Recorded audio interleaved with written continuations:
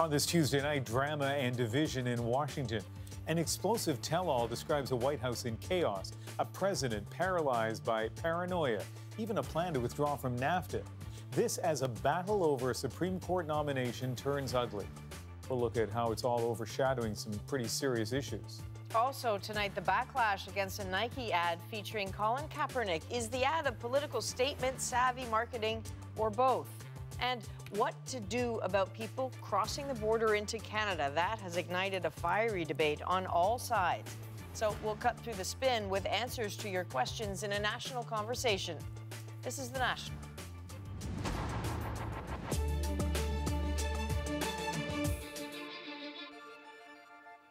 Bob Woodward's reporting exposed Watergate, helped bring down Richard Nixon, and established him as a journalistic legend. Tonight, a week before the scheduled release of his new book, his reporting is once again raising questions about a president, his administration, and chaos inside the White House. He writes officials are deeply worried about Donald Trump's behavior. Some of those officials are denying the report, and so too is the president.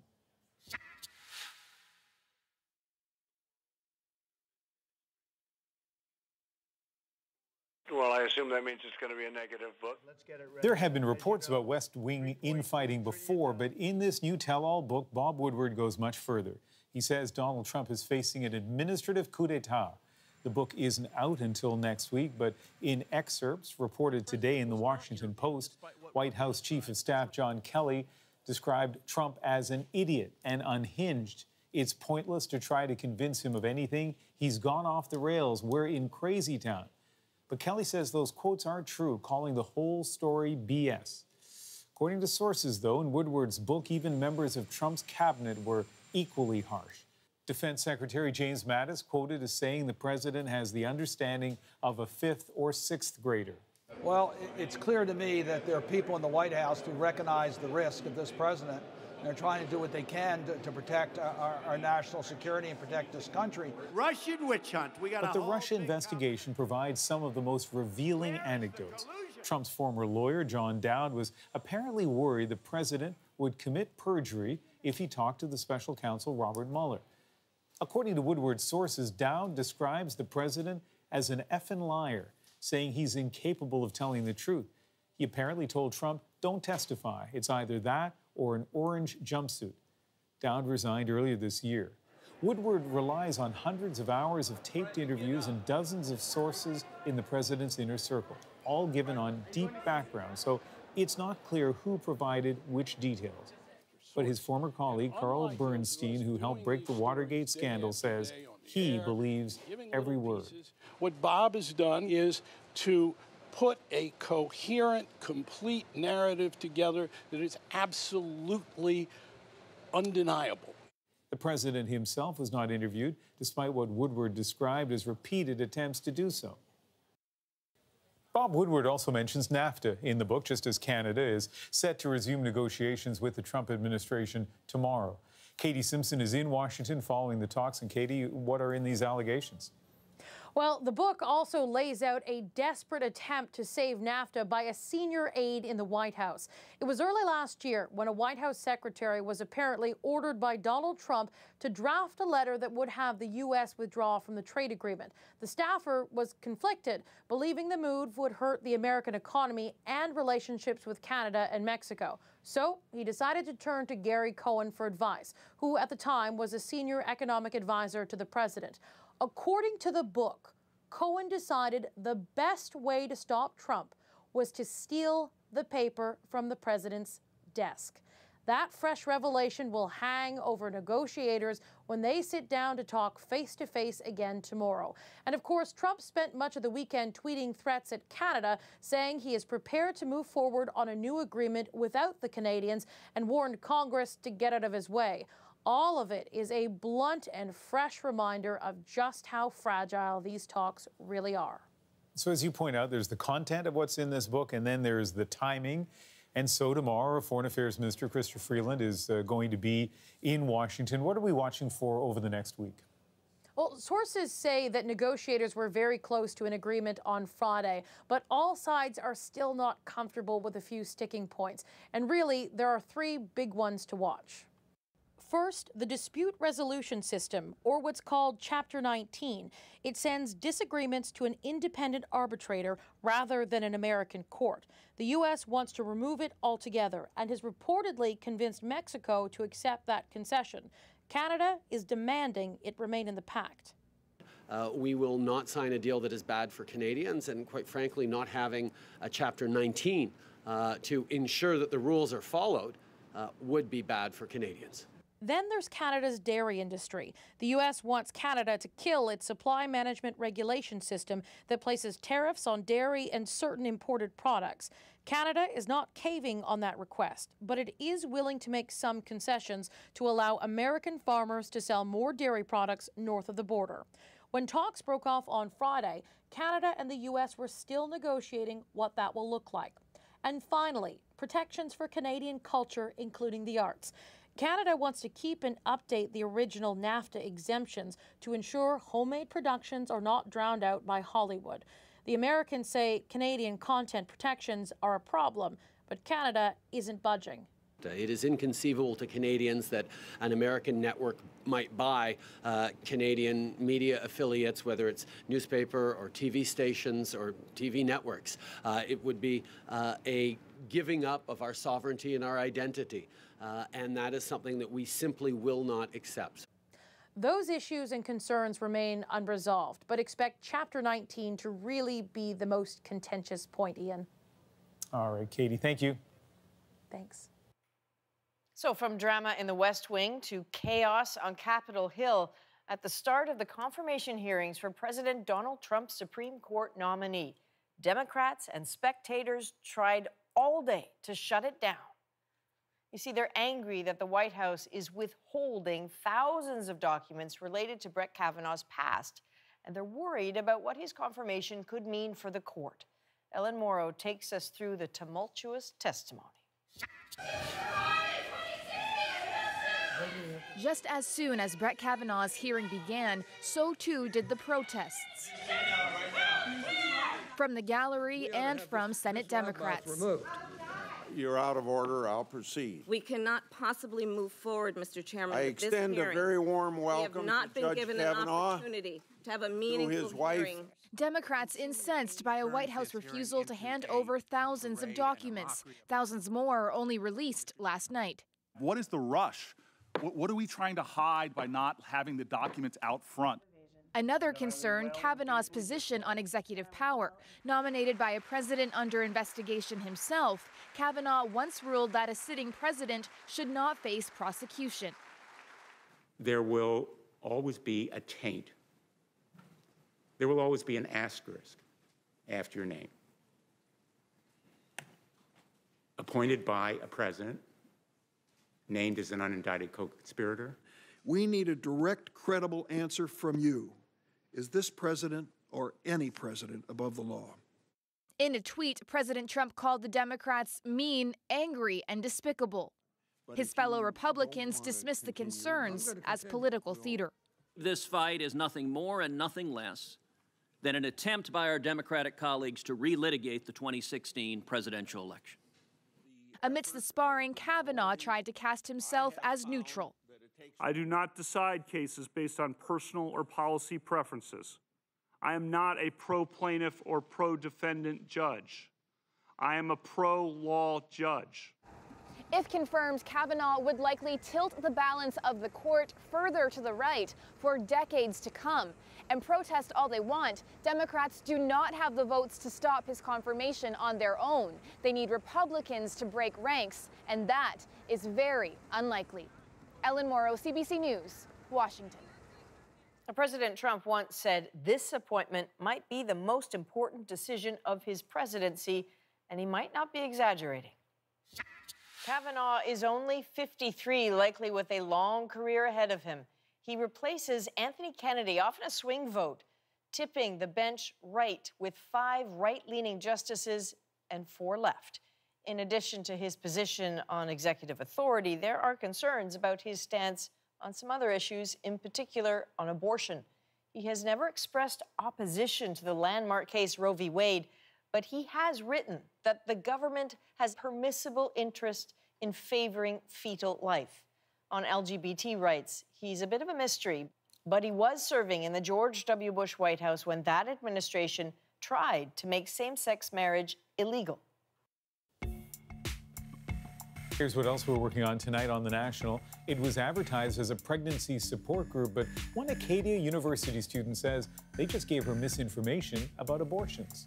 Plus, artificial intelligence could have a major role in your next job interview, how it could help level the playing field. But first, the world's biggest sportswear empire ticks off Donald Trump by siding with a controversial underdog. Today, the president lashed out at Nike for putting Colin Kaepernick in a new campaign celebrating 30 years of the Nike slogan, "Just Do It." Remember, 2 years ago, Kaepernick began taking a knee at NFL games during the national anthem to protest, he says, police who, without justification, shot and killed black people. Eventually, no NFL team would sign up Kaepernick, and when other players copied his protest, Trump called them unpatriotic. Wouldn't you love to see one of these NFL owners, when somebody disrespects our flag, to say, get that son of a bitch off the field right now, out, he's fired. He's fired! This afternoon, Trump said this about Nike's decision to feature Kaepernick. "I think it's a terrible message, and a message that shouldn't be sent. There is no reason for it." So clearly, Nike thinks otherwise. David Colin tells us why the company is willing, even eager, to leap into controversy.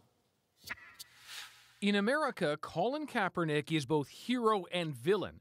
Believe in something, the ad reads, even if it means sacrificing everything.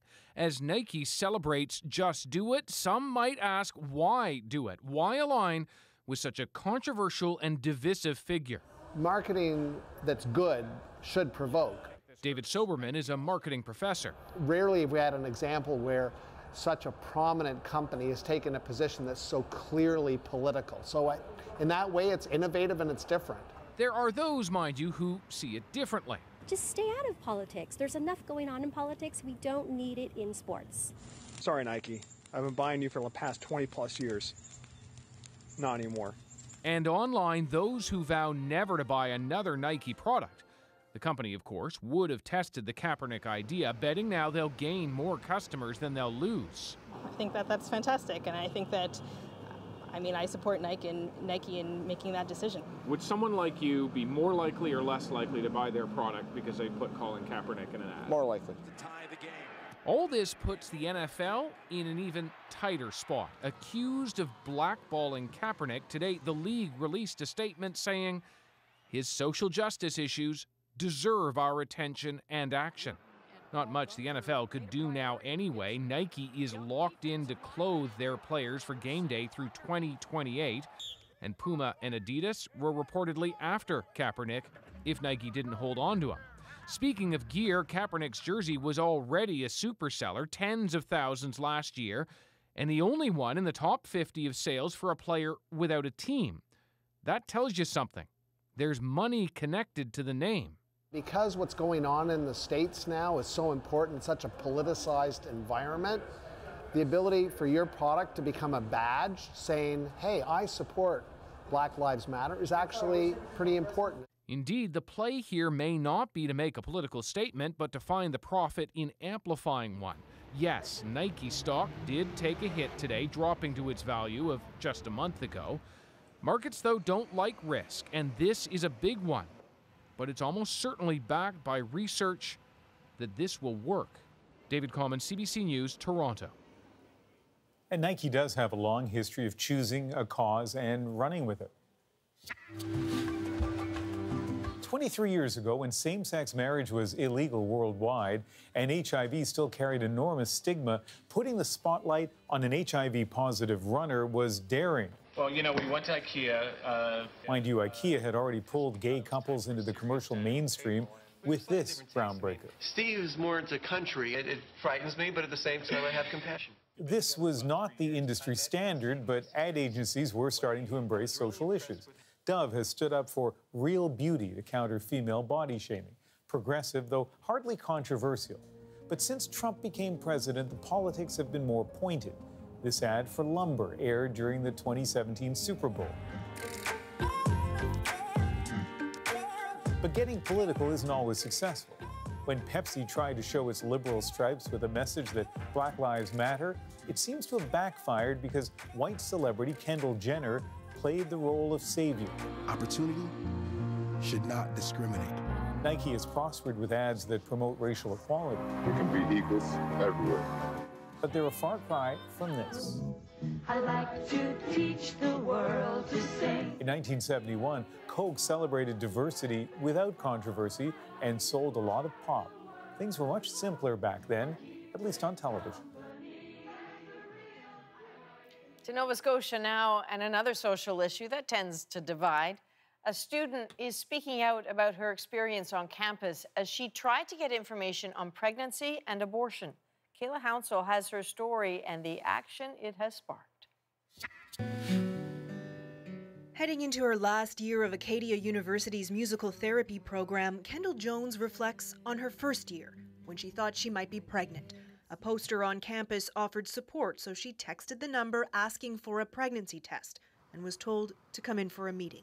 I remember she said it's her responsibility to make me aware of the risks, and some of the risks she went over with me were that I was at an increased likelihood of breast cancer if I went through with an abortion. And it didn't stop there. As the meeting went on, I just continued to feel more and more judged and sensitive to what they were saying and scared too. The last thing she said is, and you have to also consider how God might judge you. Acadia Pregnancy Support is affiliated with the Christian Council of Canadian Charities, but it didn't make that clear in its promotional material. We had asked the organization to be forthcoming with their religious affiliation and pro-life stance. The Students' Union made the request last semester after receiving complaints. It has now shut down the club because it didn't comply. Acadia Pregnancy Support was run by the Valley Care Pregnancy Center here in Kentville. Its executive director, Bill Davenport, declined an interview, saying CBC's reporting is misleading. He refused to say what information is incorrect, calling the story a smear campaign, before abruptly hanging up. Dr. Robin McQuarrie says the group's information is misleading.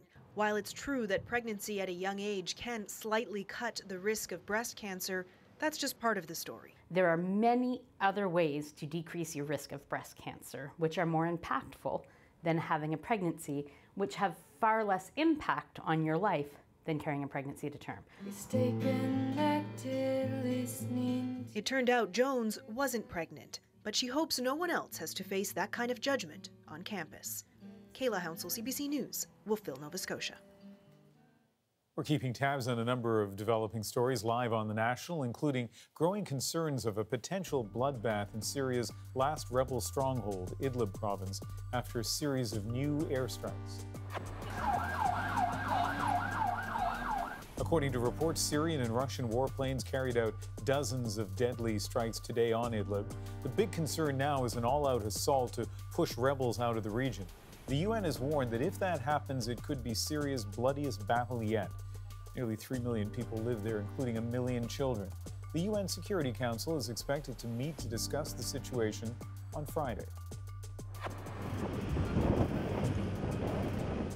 And we continue to keep a close eye this hour on the U.S. Gulf Coast as Tropical Storm Gordon fast approaches. After pummeling the Florida Keys last night, it has now crossed the Gulf of Mexico, and it's expected to make landfall in Alabama in the next few hours. When that happens, forecasters say there's a good chance it'll be a hurricane. Alabama, Mississippi, and Louisiana are all under states of emergency. Still ahead on The National, there's no place like home. We'll tell you how police cracked the case of Judy Garland's stolen ruby slippers after 13 years of investigating. Plus, how a Canadian company is working with artificial intelligence to beat bias in job interviews.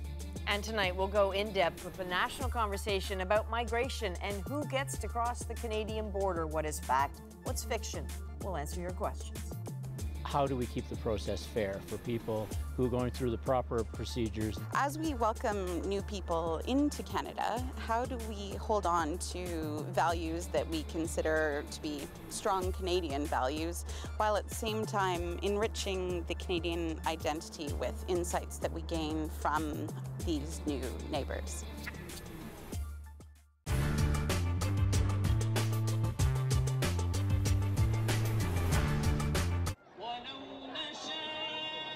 We're in a camp that is between the Syrian capital of Damascus and the border with Jordan. But most of the people here who've arrived since March have come from a suburb north of Damascus called Eastern Ghouta. That was a major opposition stronghold, and the Syrian government launched a major offensive against rebel groups there in recent months. And you might remember the ferocity of that bombardment.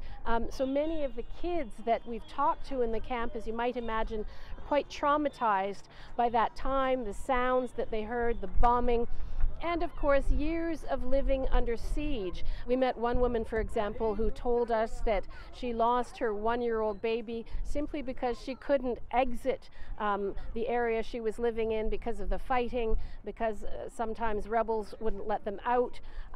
So it gives you a sense of the kind of pressures and traumas that people here have been living with. And in the camp you'll find people who supported the rebels and those who were opposed to them. But the bottom line is that most of the people here, well, all of the people here, are under the control of the Syrian government. You can't come freely in and out of the camp. And young men, for example, who haven't fulfilled their military service, there is conscription here during wartime, they will be tagged to sign up for the military if they haven't done so before now. The other interesting thing about this camp, though, is it's very close to a place called Kisweh, which is where the Israelis struck an Iranian facility, they say an Iranian facility, earlier this week.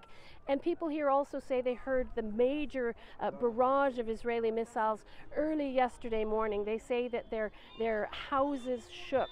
It gives you a sense for them of the war not being over. They don't have a lot of radios or televisions to watch the news, but they do know what's happening. They say they don't want to see the war escalate.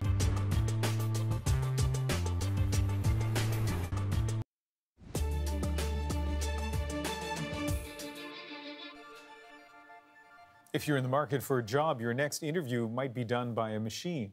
Artificial intelligence promises to save companies time, money, and potentially be more fair than humans.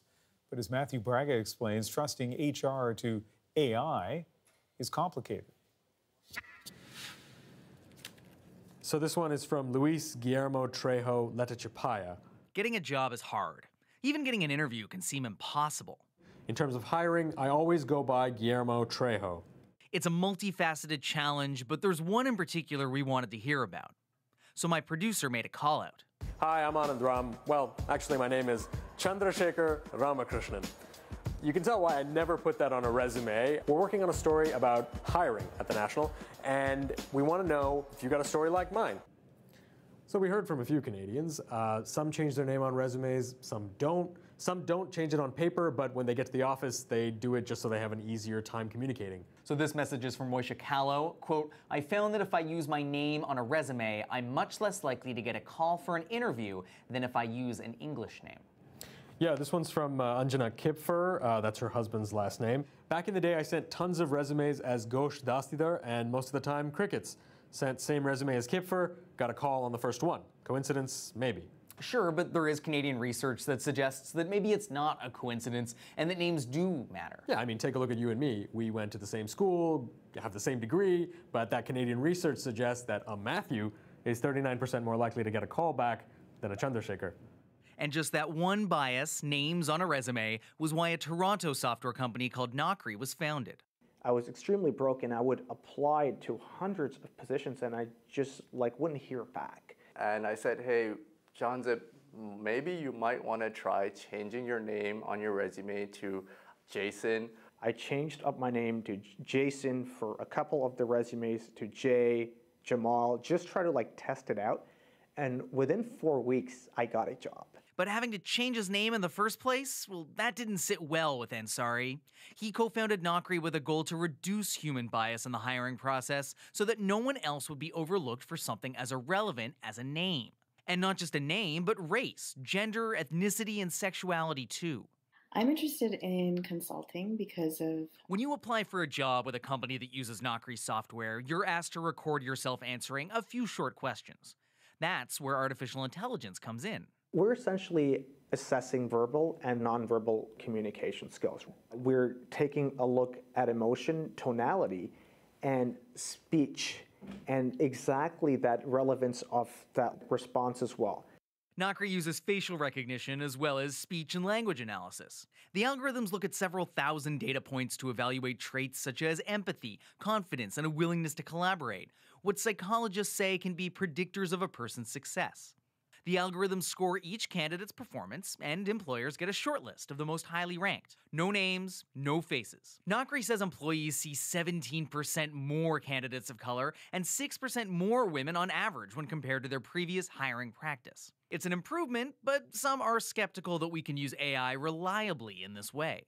It seems very pernicious to me, I think, to expect the signals we affect with our face being somehow a reliable indicator of some fundamental human truth about our competencies and capabilities. This is Solon Barakis. He studies fairness and accountability in AI-assisted decision-making, and for good reason. What is commonly believed is that by just automating some process, somehow you've now just eliminated the source of possible bias. But machine learning requires that you provide it with historical examples. The examples are going to probably feed forward many of the same kinds of biases that this system is ostensibly supposed to eliminate. We put that concern to Nakri.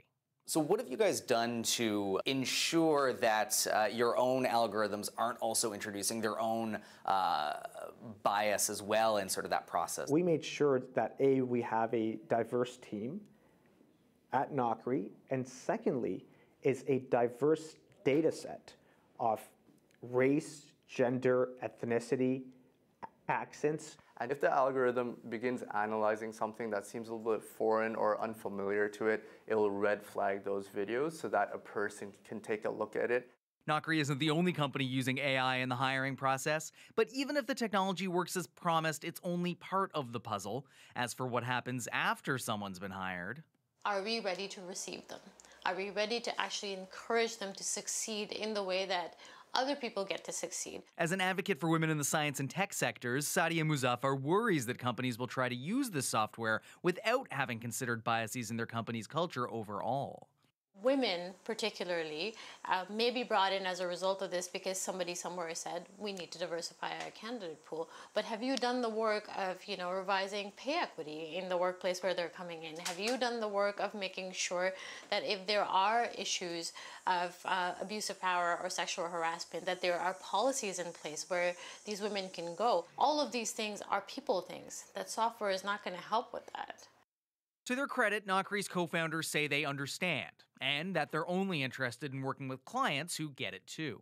There's no silver bullet. You can't just onboard a whole bunch of technological solutions and say you've done your work. Even as a company, we have the long term in mind, right? If a customer comes to us and they just want these sound bites and they want to improve their metrics, those candidates that they end up hiring are going to eventually leave that organization anyways because they weren't in an inclusive environment that let them thrive.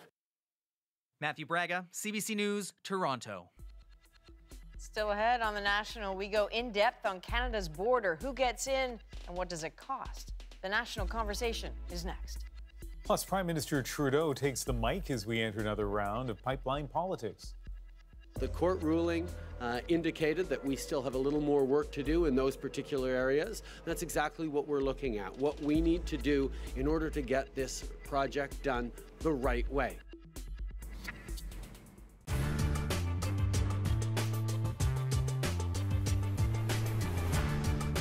Finding a diet that actually works is like finding a flipping unicorn. There are literally thousands of low-fat, high-protein, baby food for your blood type diets, all promising to help you lose weight.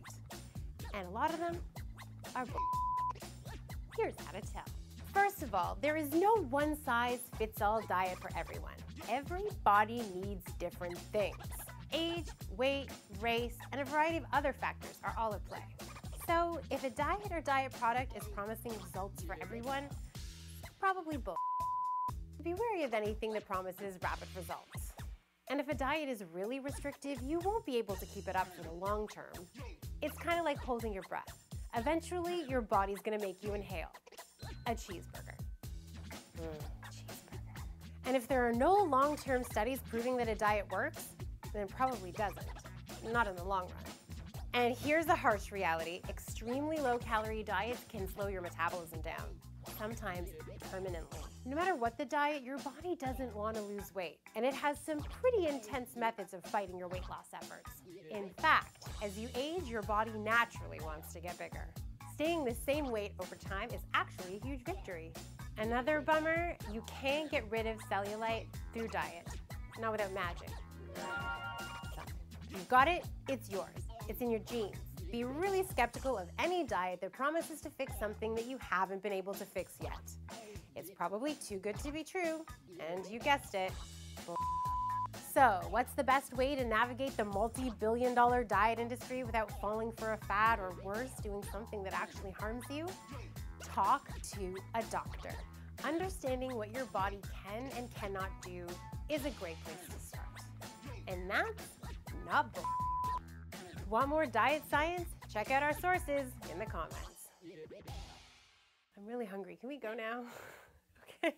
Some of the things that you can't put in your blue bin: coffee cups, styrofoam, plastic bags, shoes, shirts, aluminum foil, shrink wrap, Ziploc bags, an entire deer. Don't put deer in the recycling bin.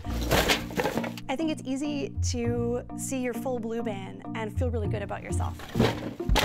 Unfortunately, a full blue bin isn't necessarily a good sign. I think we forget when we think about the 3 R's, or I like to expand it to even 4 R's, is the first one. We start with refusing and reducing, and then we move on to reuse and recycle. But recycling still takes energy and water and has to be transported and packaged. If you don't need it, don't buy it. We don't need to always be buying new things and having them go straight to the landfill. So just because something has a recycling triangle doesn't mean it can be recycled in your local system. So a recycling triangle says that it is possible, theoretically, to recycle this item. You need to check with your local municipality whether that's something that's accepted in the system. The problem with putting stuff in your blue bin that isn't accepted in the recycling system, whether that's an orange peel or a type of plastic that's not accepted, it can reduce the value of the load of recycling that's being sold, and it can potentially, if the contamination rates are high enough, even mean that some of the recycling loads have to be thrown in the garbage, which is exactly what we don't want when we're recycling. Recycling isn't just about your blue bin.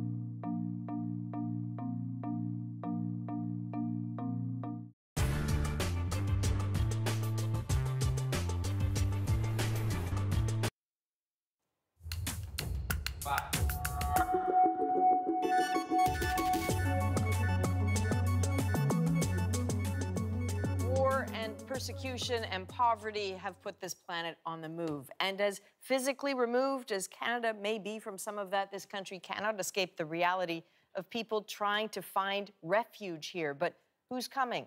How they're being treated is the sort of subject that sometimes draws far more heat than light here. It gets angry very fast. So we'll be tackling the matter of migration throughout the next few months. But who's fleeing? What are they running from? These are questions we need to answer. Tonight, though, in a national conversation, it is time to talk about one border in particular, Canada's. Is there a crisis in Canada right now? There is a challenge, but it is not a crisis. With Canada's border, there is rhetoric and reality. 2 years ago, the RCMP arrested 2,400 people crossing the border irregularly. So far this year, it's more than 12,000. You sure that you want the beginning of your life in Canada to start with? Definitely, yes. Some may think this is a matter of people sneaking in, but these people are looking to be found because once the RCMP puts them in handcuffs, the legal process of claiming asylum begins. But as claims pile up, so do some questions and some serious costs. The Parliamentary Budget Office says more than $270 million has been spent since early 2017. Mayors and premiers across Canada are asking Prime Minister Trudeau for help coping with the overburdened homeless shelters and food banks. There's an election next year, and it seems all sides are playing politics with migration. Canadians just want some answers and the truth. My question would probably be why we are spending millions and millions of dollars. How do we keep the process fair? How do we hold on to strong Canadian values? All right, so at the table tonight to try to help us out with this, Jean-Nicolas Bose is the Canadian representative for the UN High Commission for Refugees. Eviko, you are the executive director of the Chinese and Southeast Asian Legal Clinic. I know you've been dealing with newcomers for a very long time. Raj Sharma, you have handled hundreds of cases with the Refugee Board. You're an immigration lawyer in Calgary right now, right? So I know you all know your stuff, which is why you're here. We need you to help us with some of this. Crucially, if we can start by talking about the language. It's so explosive in this country. The language is so loaded. So what are people talking about? Is it migrants? Is it refugees? Is it asylum seekers? Raj? Well, I think terminology is important. I think language is important. And how we frame things is important. And unfortunately, there's been a lot of politics. We're playing politics with individuals' lives. So in terms of language, there's refugee claimants. Refugee claimants can come to a port of entry, or they can enter Canada and make an inland refugee claim. That is perfectly allowed under our law. And in fact, that is expressly allowed under our law. You talked about crossing, and this is something that we talk about all the time. You hear people say illegal crossing or irregular crossing. Which is it, really? It's actually irregular crossing because people who arrive, including when they don't show up at a port of entry but enter irregularly in between port of entry, when they claim asylum, they cannot be punished for having done so. And it's very simple. If you leave Yemen, if you leave Syria, you cannot necessarily get your passport, you cannot necessarily get a visa and be able to travel like other people do. So you cannot be punished for the act of coming, including at La Colle, near La Colle at Roxham Road, where people, 13,000 this year, have entered through irregular means in Canada to seek safety. Okay, this conversation gets very hot very fast. You know, you see people online effectively shouting at each other at it. Amy, do you have a sense of why this pushes so many buttons? Well, I think we need to look at the historical context. This is not the first time conversation about refugees resulted in a lot of heated debate in Canada. We have a very checkered history when it comes to the acceptance of refugees. Like, you know, for instance, during the Second World War, we turned away Jewish refugees.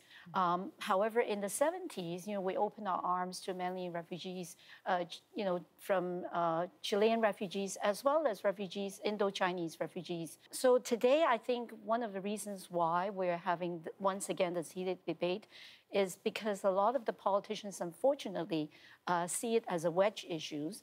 You know, it doesn't help when we have a president in the United States making comments about, you know, sort of refugees, you know, in a very negative way. And even here in Canada, many of our politicians are also talking about refugees, you know, as a way of making political gains, blaming them for all kinds of society ills that have been around for many, many years. And may have nothing to do with them at all. Exactly. Okay, so we want to go to, if I may for a second, because we want to hear some of the questions that people have. We have one question from Calgary. Let's have a listen to this. How do we keep the process fair for people who are going through the proper procedures and the proper route? I'm very pro-immigration, but I guess I am opposed to people who jump the queue. Okay, I want to add to that because the language in that is interesting. Is there actually a queue? Is there a queue? No, there is no queue for inland refugee claims. They are not jumping a queue. They're not displacing anyone else from any other queue. There is a processing for government-sponsored and private-sponsored refugees that is unaffected by inland refugee claims. At the end of the day, it's the Immigration and Refugee Board which will decide who should stay in Canada to be protected as a refugee or who is not entitled to the refugee protection and may have to depart the country. So there is no queue, but there is now a 55,000-strong backlog at the Immigration Refugee Board. That has to be dealt with and could take a long time. All right, let's go to another question here from Toronto. This is one we hear all the time. Is the government vetting them very carefully for the two specific things? One, their dire need, their true justified dire need to actually leave the situation they're in, and their safety, their background, whether or not they have any grudges or things that could be dangerous for Canada. Okay, Avi, you see these people all the time. What is the vetting? What's happening? I'll deal with the needs issue because I don't think our government is really actually responding truly to the needs of the refugees. they are not eligible for many of the benefits that are being granted to either convention refugees or immigrants or citizens. In fact, we're not actually providing for the needs of the refugees, particularly those who are making inland claims. What about the vetting, though? Having said that, Security yeah, I go to La Colle, to Roxham Road every other month, and I can reassure everyone that the RCMP is there. They apprehend the asylum seeker who cross irregularly. They do a background check, security-wise. They check Interpol database. They check their own database with some friendly country as well. And it's only when they have the guarantee that the person is not a threat for the Canadian citizens that they will release this person. Actually, there is less than 1% of the people who enter irregularly who are being arrested on suspicion of criminality. Okay, so you brought up the numbers question. This is a big one. We have a question here from Facebook. So the question was, do we have real numbers on what we need to deal with? Raj, numbers. We do now have some real numbers. So since February 2017, we're looking at around 30,000 or so. The reality is that it is a surge. It's an uptick of claims from previous years. I would say that this is more than what we're used to. It is certainly more than the capacity of the Refugee Protection Division. The RPD can handle 20,000 cases per year. So this is far in excess of our capacity. But those are the numbers at present. And I guess... Where are they coming from? The top 3 countries right now, number 1 is Nigeria. Number 2 is Haiti, of course, with the cancellation of the TPS in the US. Number 3 right now is Turkey. And then the numbers drop after that. And again, it is interesting because I don't want to be some sort of doomsayer, but you've got the end of TPS status for probably about 400,000 individuals in the US come September 2019. So these numbers could pale in significance. This could be the calm before the storm, before those individuals have to make that decision, and they're between a rock and a hard place right Raj, now. if I may. Last year we heard that there will be, in June this year we heard that there will be a peak in the numbers in August. The numbers are 3 to 4 times less than August 2017. Nobody has a crystal ball. It's around 50 people who cross irregularly as we speak now, while last year it was more around 200, with peak up to 300. So I will really be very careful about making projections. But no one projected in 2016 that there would be 30,000 in the next 18 months either. I think you'd be foolish not to understand the powder keg that is in the US right now. Okay, let's go on to a values question. We have a question from Winnipeg, if we can have a listen to this. As we welcome new people into Canada, how do we hold on to values that we consider to be strong Canadian values, while at the same time enriching the Canadian identity with insights that we gain from these new neighbors? Okay, so I know that word. I felt all of you sort of lift out of your chairs at the term values. So just very briefly, for our last answer here, what's your response to that? Canadians should be extremely proud of the way the authorities and the civil society are reacting to this slight increase of people coming to Canada to seek safety. Part of the Canadian values is to welcome those who are fearing for their life, for the life of their children. And I think it's proven once again that Canadians are standing up, like the Bangladeshi, like the Ugandans are standing up for their brothers and sisters. And I shall just leave the auditors with one last number. Canada received 0.2% of the total numbers of refugees. So I think globally. Okay, Avi? As a Canadian, I believe that our values include welcoming opening our border to people who are in need, as well as at the same time accepting immigrants who can help our country grow. Refugees are part of that population that will help us prosper in the long run. And I also believe in equality. And I don't think that by welcoming more people will somehow diminish our commitment to equality. In fact, it will help us open our minds and our perspectives to understanding the different views and life stories and experiences of from all over the world. And that will make us stronger. Raj, last word, briefly. I think the U.S. has abdicated its values that's inscribed in the Statue of Liberty. And I think it's up to Canada to now shoulder part of that burden. And I think that we will. And that's part of our values. Okay, Raj Shamra, Avi Go, Jean-Nicolas Beauce, thank you all very much for your insights. This is just one of many national conversations we're going to have here. We see you online talking amongst yourselves about issues that unite and divide, and we want to tackle them, but borders are a very good start. We'll be exploring more about them in the days to come. Thanks. And tomorrow night on The National, the dispatch from Florida, where thousands of Puerto Ricans fled after Hurricane Maria. Many unhappy about the Trump administration's slow response in the aftermath of the storm.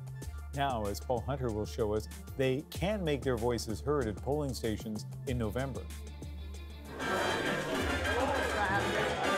And if by now you're wondering, so what do politicians think? Check this. They call it political salsa. Put on by Puerto Ricans in Florida, it's a chance for some mingling that matters. Voters and candidates mix it up. Uno, dos, tres.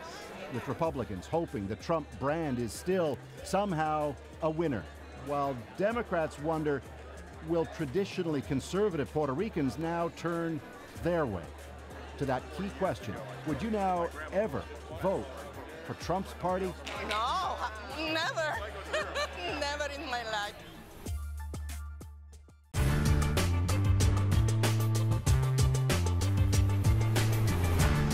North American audiences, I guess, know you best of all for playing villains in Die Hard and in Robin Hood. Now, obviously, that's not all you do, as we're beginning to find out. Do you like playing villains?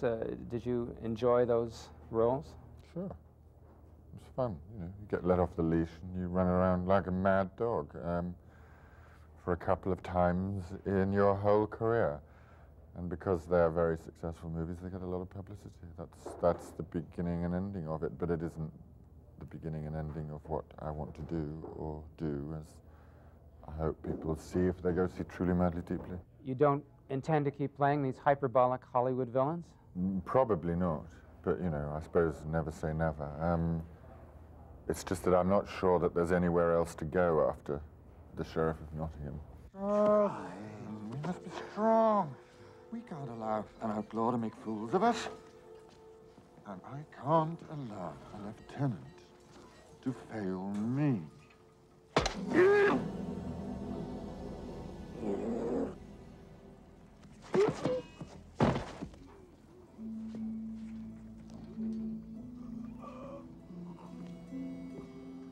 Well, at least I didn't use a spoon.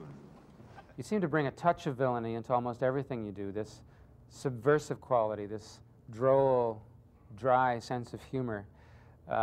In Truly, Madly, Deeply, for example, you're a very sympathetic, romantic character, but you're also kind of obnoxious.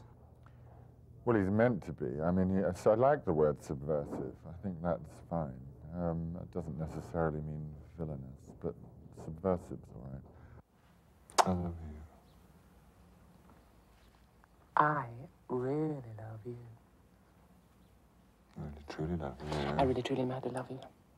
Really, truly, madly, deeply love you. I really, truly, madly, deeply, passionately love you. Really, truly, madly, deeply, passionately, remarkably love you. I really, truly, madly, deeply, passionately, remarkably,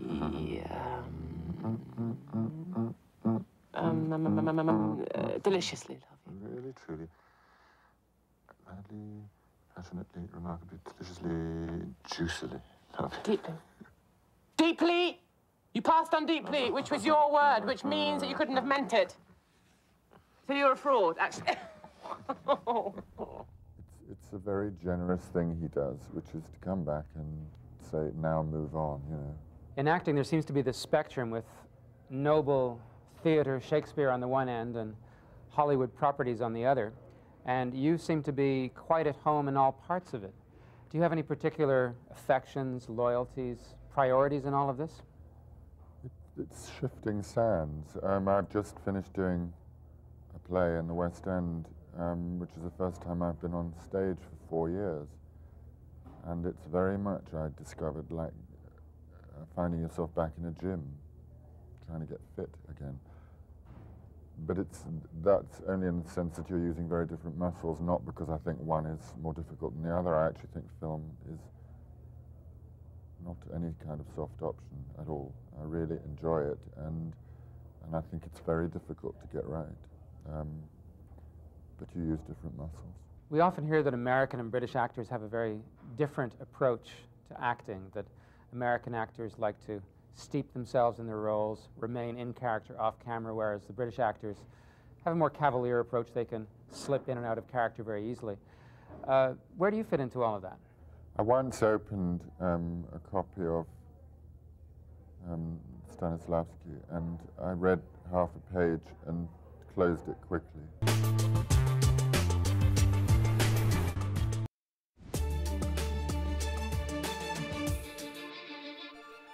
This government is abusing its legislative power and using students for political gain. Tonight on The National, one of Ontario's largest teachers' unions says it's taking legal action against Doug Ford's government over its decision to repeal a modernized version of the sex education curriculum. The union is seeking an injunction to keep the updated curriculum in place. Ford's government had warned of consequences for any teachers who don't comply. And an incredible twist in the investigation of an air leak aboard the International Space Station. Russian officials are now reportedly looking into whether it was an act of sabotage. According to media reports, the head of Russia's space agency says it appears to have been made by a drill, and he says it's not clear whether it happened on the ground or in space. Crews detected the leak last week after noticing a drop in air pressure on board. The hole has since been patched up with tape. Prime Minister Trudeau will meet with Alberta Premier Rachel Notley tomorrow. She's hoping to ask him about the future of the Trans Mountain Pipeline project, which is currently in legal limbo. As Tom Perry tells us, Notley is not the only one looking for answers. Pipeline politics are back. Unbelievable. The opposition demanding answers on the Trans Mountain Pipeline expansion. We are all the shareholders of this monstrous liberal boondoggle. The Federal Court of Appeal last week overturned Ottawa's approval of Trans Mountain. It came after the federal government agreed to buy the project for $4.5 billion. I will move my motion. The Conservatives today called on the federal finance minister and natural resources minister to appear before the committee and explain what comes next. But Liberals on the committee voted that down. There being no other business on the agenda, this meeting is adjourned. Thank you very much, everybody. Reaction from the opposition was as swift as it was predictable. Wow. So it is utterly outrageous that the Prime Minister has clearly sent the Liberals into committee today to deny Canadians the opportunity to hear about their plan for the Trans Mountain expansion. In BC today, Prime Minister Justin Trudeau said the court ruling means the government has more work to do, but he once again underlined the importance of the project. Being a prisoner to the United States for our resource exports, knowing that right now we only have one market, the U.S., for our oil exports, is simply not a wise strategy for Canadians moving forward. How Trudeau plans to break Canada out of that U.S. prison in the wake of last week's court ruling still isn't clear. All the government is saying so far is that it's considering all options. Tom Perry, CBC News, Ottawa. Still ahead on The National, our moment of the day, cracking a 13-year-old cold case, the stolen slippers, ruby slippers. We're here today to share with you the recovery of one of the most significant and cherished pieces of movie memorabilia in American history.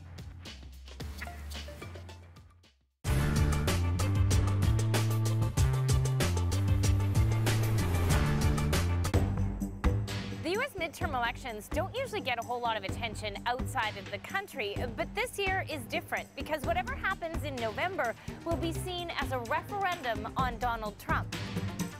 Right now, Republicans have the majority in both the House of Representatives and the Senate, but control of Congress is up for grabs. If nothing changes, it means Americans like what they have now and they want more of it.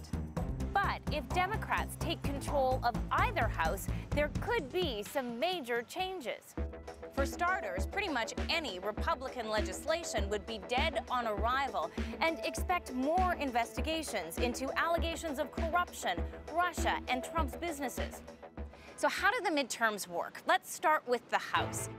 Members serve a 2-year term, so every seat is up for grabs. Right now, Republicans have 236 out of 435 seats. Democrats have 193, and 6 are vacant. One reason Democrats are optimistic, more than 40 Republicans aren't running again, including House Speaker Paul Ryan. Flipping the House is rare. In fact, in the last 25 years, it's only happened 3 times. In 1994, back when Bill Clinton was president, Democrats lost the House. In 2006, it flipped back, partly because of anger with then-President George W. Bush. In 2010, the Tea Party wave handed control back to the Republicans, and they have kept it ever since. What do those 3 flips have in common? Each favored the party not in the White House. The Senate works differently. There are 100 senators, 2 for each state. Republicans have control of the Senate by a paper-thin margin, but it's pretty likely they'll still have control come November. Each senator serves a 6-year term, and elections are staggered. They happen every 2 years, so about a third of the Senate is up for re-election.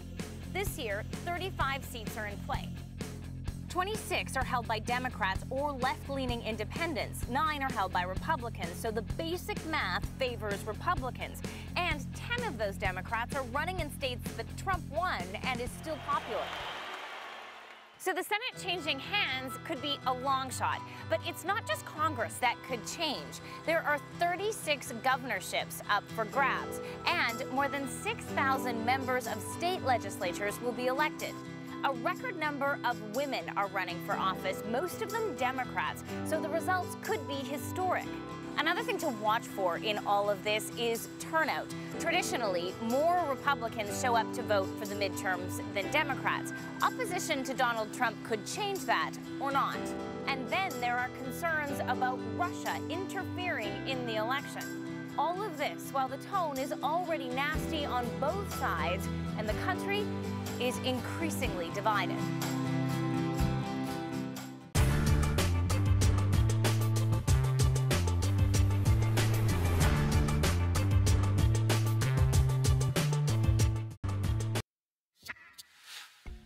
They may be the most recognizable shoes in the world. Just click them together 3 times. It could take you back over the rainbow. Judy Garland's ruby red slippers from the 1939 film The Wizard of Oz, stolen 13 years ago. Well, today, the FBI, of all people, revealed it has finally tracked them down. And for those slippers, well, there's no place like home. Here's our moment of the day. They're gone! The ruby slippers! What have you done with them? That is the question police have been asking for the last 13 years. Ever since the slippers vanished in the middle of the night from the Judy Garland Museum in her hometown of Grand Rapids, Minnesota.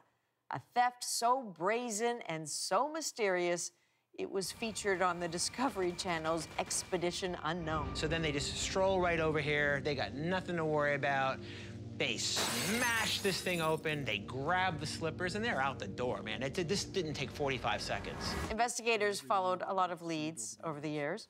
Everything from they are nailed to a wall in a roadside diner in Missouri to I was with my boyfriend when he threw them into a water-filled iron ore pit. But the big break came last year after someone tried to extort the company that insures those precious slippers. That led undercover cops to Minneapolis and a sting that revealed... Under the rainbow. The 80-year-old slippers. The next step, pardon the pun, making sure they're legit. There are 3 other original pairs. One is kept at the Smithsonian, so the recovered shoes were taken there for comparison, and they're a match. And tap your heels together 3 times. The FBI has a few suspects. No one's been arrested or charged. It is not clear what happens to the shoes now, but the Grand Rapids police chief said today he's just grateful they've been found. They're more than just a pair of shoes, the slippers. They're an enduring symbol of the power of belief. Well, this is a good story, a crime solved, or at least, you know, the proceeds of it found. I don't know exactly what the end game was of the thieves. I don't understand stealing art or artifacts when you can never really share it with anybody. But anyway, back to its rightful owner or on the way to its rightful owner. Right, and I know we both like mysteries here. So here's the deal. The burglars went in through the back door. The alarm did not sound, very suspicious. The museum was unlocked, odd. No fingerprints, Just a single red sequin was left behind, so they have some more digging to do. That is the National for September the 4th.